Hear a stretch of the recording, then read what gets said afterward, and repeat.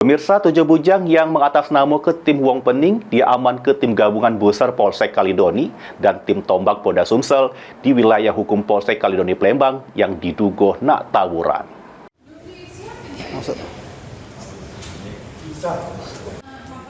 Bermula dari laporan masyarakat melalui aplikasi bantuan polisi atau Banpol yang resah dengan aksi tawuran dan ngumpul-ngumpul para bujang yang masuk ke petugas kepolisian.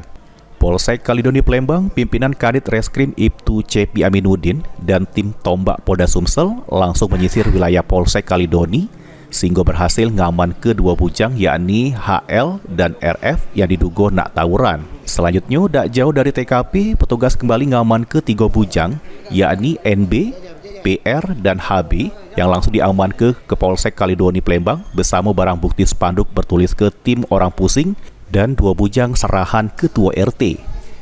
Kasih Humas Polrestabes Plembang, Evial Kanza ngungkap ke-7 bujang yang masih di bawah umur dan masih berstatus pelajar ini sebelum dibalik ke wong tuonyo terlebih dokin bakal dilaku ke pembinaan di Panti Lembaga Penyelenggaraan Kesejahteraan Sosial LPKS Indralayo Ogan Ilir. Polsek Kalidoni beserta tim dan Kanitres mendatangi TKP yang dilaporkan melalui bantuan polisi, dapatkan 2 anak-anak yang saat ini berada di depan kita. Sekelompok anak-anak muda yang memang sepertinya hendak melakukan tawuran. Saat dilakukan didekati, mereka berpencar dan dapatlah 4 orang anak-anak yang memang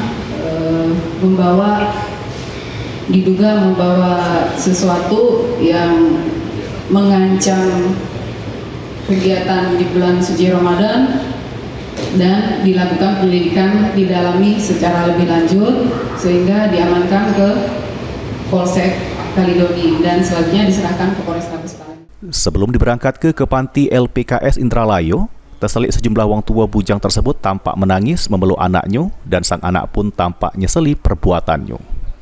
Heru Wahyudi, PAL TV.